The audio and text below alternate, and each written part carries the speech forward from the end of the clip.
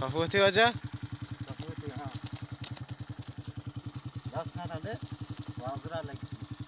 हाँ हमेशा बाहर कुछ ना करना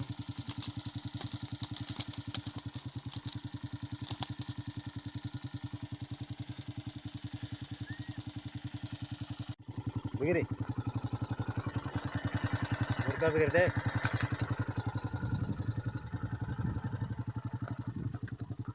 बिगड़ी बिगड़ी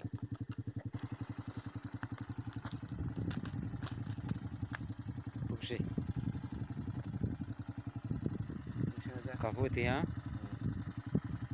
खुशी ने हाँ बिस्मिल्लाह